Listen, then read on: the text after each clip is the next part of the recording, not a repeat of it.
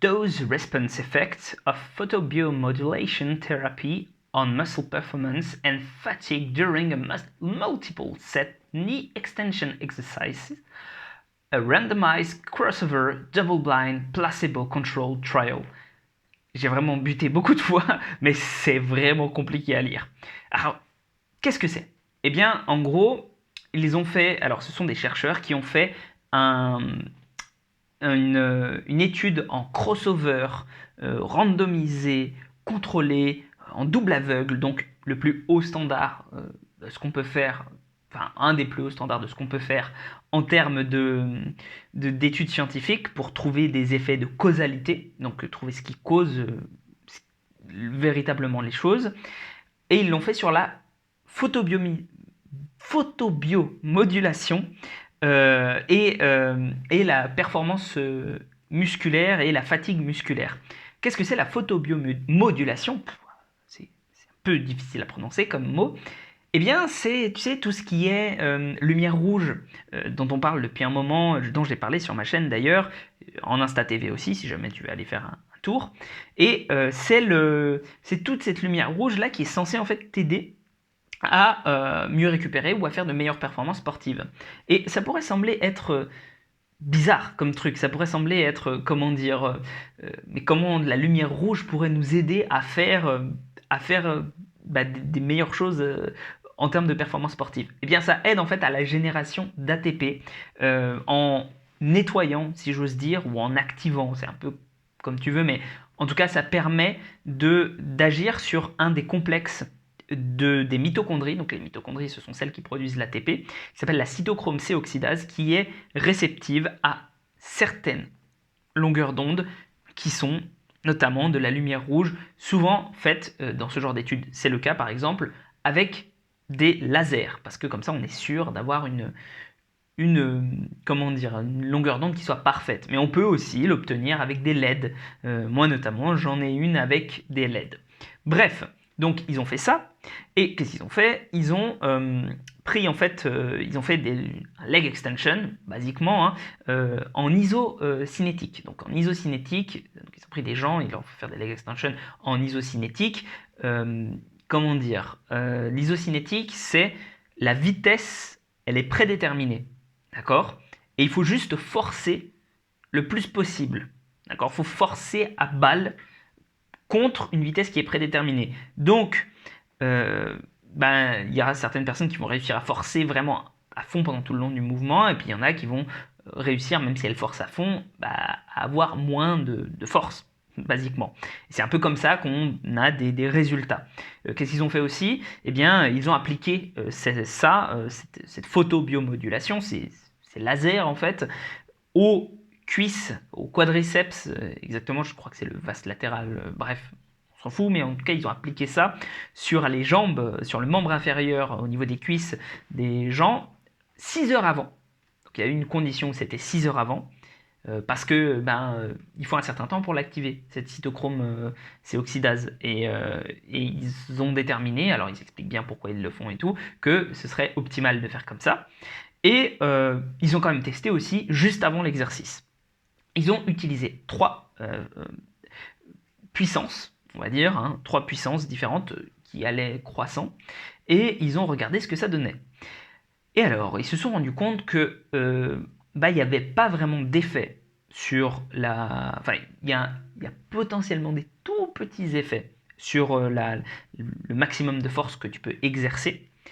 En revanche, il y a possiblement plus d'effets sur voire carrément plus d'effets en fait, sur la fatigue que tu peux ressentir. Comment ils ont calculé la fatigue? Eh bien, ils ont fait des tests en fait avant et après séance. Et donc, quand c'était sans photobiomodulation, avant et après séance, il y avait une plus grosse perte de force que quand il y avait de la photobiomodulation.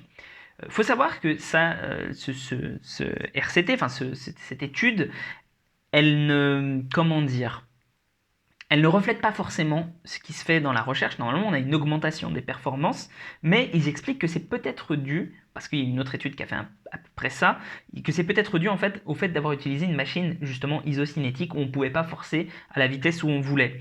et ça peut jouer là-dedans. Et bon, c'était une bonne chose qu'il le fasse quand même, de prendre ça, parce que oui, ok, c'est pas une situation de terrain, tu vas pas souvent forcer contre un truc qui a une vitesse fixée, mais c'est quand même beaucoup plus facile de faire des tests avec ces machines-là, et donc leur choix était justifié. Mais c'est pas, comment dire, ça reflète pas, peut-être pas le terrain, peut-être qu'on a de vraies améliorations. Donc aussi, ce qu'on peut se dire, c'est que peut-être que la lumière rouge, donc du coup, faire de la lumière rouge, alors il me semble, mais enfin, en tout cas c'est ce que j'en ai compris, que ce soit 6 heures avant ou juste avant, il y a des améliorations à peu près pareilles. Et donc, je disais, peut-être que du coup la lumière rouge, eh bien, ça pourrait t'aider à moins fatigué à long terme, ça voilà, donc peut-être avoir un volume d'entraînement qui est plus important, parce que, ou en tout cas, où tu arrives à plus forcer, puisque tu es moins fatigué. Et peut-être que aussi il peut y avoir des différences en termes de wattage, parce que alors c'est un peu compliqué. Là, je te laisserai toi aller voir l'étude parce que les différences de wattage, je m'en souviens plus. Je sais même pas si c'est du wattage, c'est de la puissance, grosso modo, et de la lumière rouge, je veux dire. Et donc il pourrait peut-être y avoir des différences suivant les sports, mais c'est pourquoi est-ce que j'ai pas retenu? Parce que on peut tellement pas tirer des conclusions vis-à-vis de ça que d'un point de vue pratique, ça ne sert pas à grand chose. Il faut juste se dire que la lumière rouge, telle qu'elle est vendue dans le commerce, il y a moyen que ça améliore tes performances et peut-être ta récupération et tes marqueurs de fatigue. Ceci étant dit, là où c'est très intéressant, c'est que d'après ce que je connais de toute la littérature autour de la lumière rouge, eh bien c'est une des rares choses qui augmente ta récupération sans te créer de problèmes à long terme. C'est-à-dire que si tu augmentes ta récupération, par exemple les bains froids, ça augmente ta récupération. Tu te sens bien mieux le lendemain. Mais le problème, c'est qu'en augmentant cette récupération-là, eh bien tu limites considérablement ton anabolisme, parce qu'il faut un minimum de dommages musculaires. Il faut qu'il y ait un petit peu de dommages musculaires pour que ton muscle, enfin qu'il y ait un processus d'inflammation en fait surtout, pour que ton muscle s'adapte et crée du muscle, justement. Or, la plupart des méthodes, telles que les bains froids, telles que les anti-inflammatoires, telles que les antioxydants, plein de choses comme ça enlève cette dose d'inflammation nécessaire. Et donc, tu récupères mieux, c'est sûr, mais tu limites ta capacité de progression. Alors que la lumière rouge, elle, comme elle ne fonctionne pas de la même façon, qu'elle te donne directement de l'énergie, qu'elle permet en fait à tes mitochondries de fabriquer de l'énergie, eh bien tu ne supprimes pas tes, tes adaptations à long terme, voire même si tu utilises trop de lumière rouge, tu crées, comme tes mitochondries fonctionnent mieux, elles créent plus de ce qu'on appelle des ROS. Les ROS, ce sont des Reactive Oxygen Species. Je ne sais plus le nom en français, mais en gros, ce sont des petites molécules qui vont créer des problèmes au niveau de ta, enfin, c'est les radicaux libres, voilà, je pense que c'est ça le terme français, ce sont les radicaux libres et qui vont attaquer un petit peu tes cellules, donc ça pourrait être problématique, d'accord. Ce qu'on fait pendant qu'on fait de l'exercice ne sont pas mauvais pour la santé, ils nous aident à nous adapter, mais si t'en fais trop, possiblement ça altère ta récupération. Donc c'est pour ça qu'ils ont testé différents wattages aussi, voilà, truc de puissance, comme ça la boucle est bouclée, pardon, tu sais pourquoi. Et donc, en définitive, ce qu'il faut retenir, encore une fois, je sais, ça a été long, mais il faut bien comprendre le sujet. Ce qu'il faut retenir, c'est qu'on peut utiliser la lumière rouge, je pense, juste avant nos séances, par exemple entre les séries ou 6 heures avant ou quoi que ce soit. Pas trop longtemps. Je crois qu'ils avaient mis un truc comme 1 minute par endroit et à plein d'endroits localisés. Donc je pense que c'est 1 minute par endroit. Genre si tu as un truc de lumière rouge qui fait toute ta jambe, tu peux mettre 1 minute ta jambe entière et puis voilà.